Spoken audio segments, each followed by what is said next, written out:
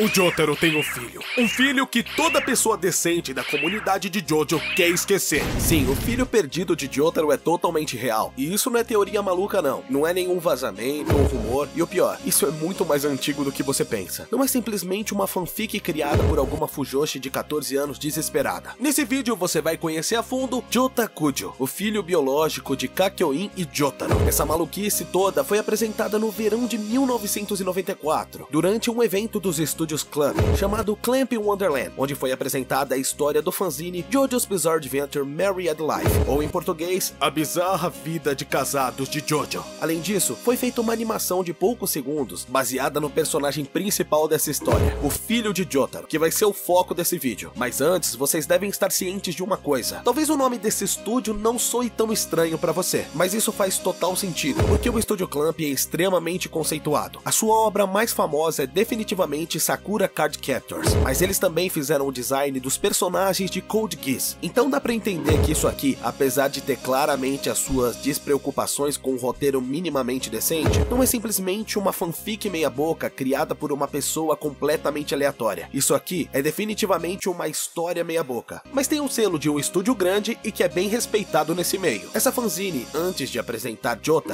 a princípio retrata um romance yaoi. Isso já é um sinal de alerta muito claro. E se você pensa que o fato de ter sido produzido por um estúdio famoso é algo pra te tranquilizar, não, você tá completamente enganado. Esse vídeo aqui não é necessariamente focado em hate. Não vamos apenas xingar essa obra e dizer que os criadores merecem ser internados em um hospício pelo resto das suas vidas. Nosso objetivo aqui é realmente contar um pouco sobre essa história e sobre o personagem Jota Kujo, o filho perdido de Jotaro. Mas não dá pra deixar de dizer o quanto esse trabalho é esquisito e, até certo ponto, parece ter sido feito por uma criança de 7 anos de idade. O fato dessa história ter sido feita por um estúdio grande só nos conforta no estilo estético, porque isso é realmente um mérito para os desenhistas do mangá e até mesmo os animadores, considerando que o Jota só foi animado por poucos segundos para uma exibição. O design artístico foi muito bem trabalhado. O personagem tem características bem fortes das animações oriundas do estúdio, mas também se torna perfeitamente plausível imaginar esse personagem em alguma obra de Jojo que tivesse sido lançada nos anos 90. É até um misto bem estranho,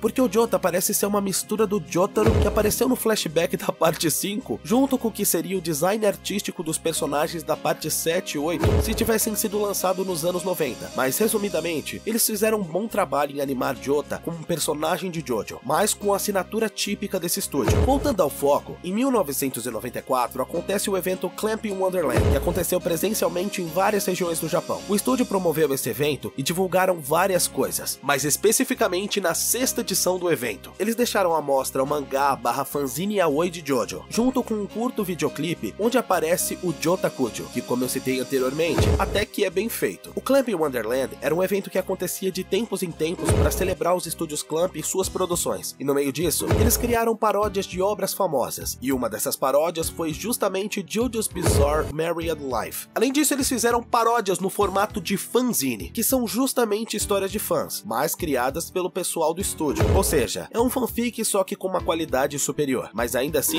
não deixa de ser uma fanfic. O mangá A Bizarra Vida de Casado de Jojo realmente não se propõe a absolutamente nada, o que na verdade só me deixa indignado que alguém tenha se dado o trabalho de escrever e desenhar isso. Mas isso provavelmente só tenha sido um fanservice para as fujoshis. Esse mangá possui apenas 3 capítulos completamente aleatórios, mas eu vou contar um pouquinho para vocês entenderem o quão longe esse pessoal foi. O pessoal retrata todos os personagens de Stardust Crusaders como se tivessem sobrevivido à missão contra o Jill. Inclusive, o próprio Jill sobrevive, que é vizinho dos Crusaders na mansão Kujo. Zero explicação. Eles apenas conseguiram salvar a Holly sem precisar matar o Jill, viraram amiguinhos dele e agora eles moram um ao lado do outro. Olha que coisa linda, né? O nome da história descreve exatamente todos os acontecimentos dela. A história apenas retrata a vida de Kakyoin e Jotaro em um relacionamento, depois que voltaram do Egito. Algo também totalmente descontextualizado. Tem algumas cenas bem desnecessárias, como Joseph, Avdol e Polnareff usando o Hermit Purple para espiar o que Jotaro e Kakyoin estavam fazendo. E pela reação deles ao assistir, você já deve estar imaginando que eles não estavam conversando sobre a inflação e a situação econômica do Japão. Mas eu preciso realmente falar sobre essa cena, porque ela é inegavelmente o retrato de uma mente muito pervertida. Porque essa cena acontece da seguinte forma: os Crusaders estão jogando videogame na sala, mas o Jotaro rapidamente para o jogo e diz para Kakyoin que eles têm que dormir. Então Então ele puxa o Kakyoin pela gola da roupa e o puxa pro quarto. Aí o Joseph diz que ele, por ser avô do Jotaro, tinha o direito de dar uma espiadinha. E se pra você isso já não é suficientemente nojento, me vem Afdol e diz que ele também tem o direito, apenas pelo fato de que ele deu o nome do stand do Jotaro. O que eu tô fazendo? Então a cena até podia ter um certo tom mais cômico, se de alguma forma ele desse a entender que Joseph não sabia o que eles iriam fazer, mas fica muito claro que eles iriam fazer sapecagens. Fica muito claro que todos ao redor sabem o que tá acontecendo, e fica muito mais claro que eles queriam ver exatamente o que estava acontecendo. Como que alguém teve coragem de colocar um texto absurdo desses de uma forma tão comum e natural? Se eu tivesse lido isso no Wattpad, eu até entenderia, mas essa bomba foi realmente lançada por um estúdio sério, algo que saiu do mesmo estúdio de Sakura Card Captors. Bom, é claro que não ia ser uma obra violenta e sanguinária, mas cacete, eles realmente precisavam encarnar o espírito de uma Fujoshi de 11 anos que nunca beijou na vida e que passa o dia inteiro escrevendo fanfic? Eu só vou te dar um recado rapidinho, por favor, não pula. Tá difícil achar um app pra assistir seus animes, séries e filmes favoritos? Calma, eu tenho uma solução que vai trazer qualidade, conforto e muita variedade. Tudo isso na sua Smart TV e melhor ainda, na palma da sua mão. Eu tô falando do YouCine, um app incrível que tem uma quantidade infinita de animes, séries, filmes, até mesmo jogos de times de futebol do mundo todo, ao vivo e muito mais. Tem todas as partes de Jojo? Com certeza tem. Tem de tudo e todas as partes de Jojo tem até o live action de Jojo.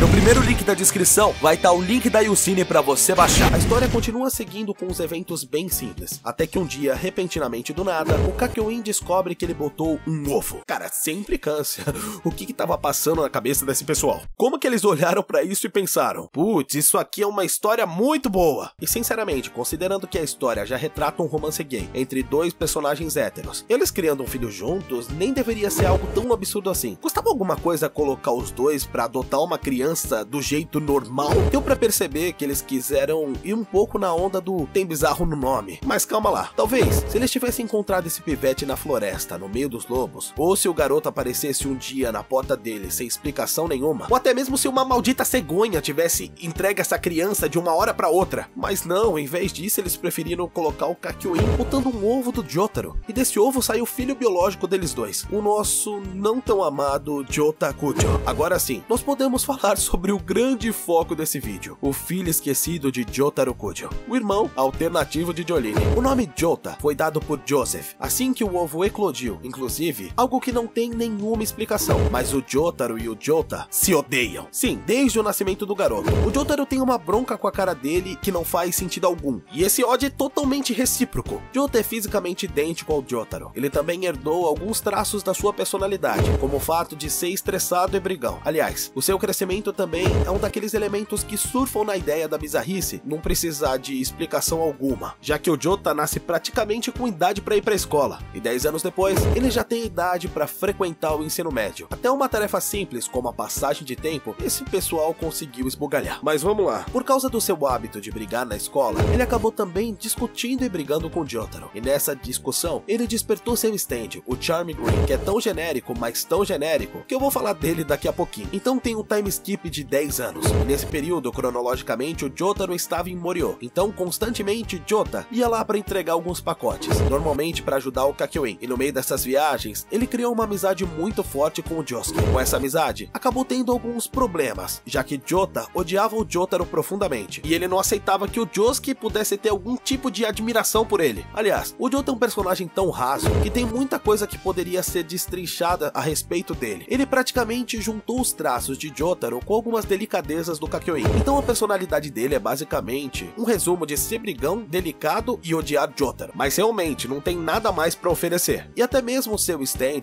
o Charming Green, que poderia ser uma coisa realmente interessante, é feito de uma forma completamente jogada. Ele é simplesmente o Star Platinum verde com Emerald Splash, literalmente isso. Não tem mais nada de interessante sobre a criação desse stand. Então, no geral, o que pode se dizer é que essa história é quase um crime contra a humanidade de tão ruim. A única coisa boa e realmente memorável nela é o fato de que ela é bem desenhada. Isso realmente não dá pra desmerecer. Mas fora isso, basicamente a história é só um sonho de uma Fujoshi de 14 anos com os personagens de Jojo. Nada mais, nada menos do que isso.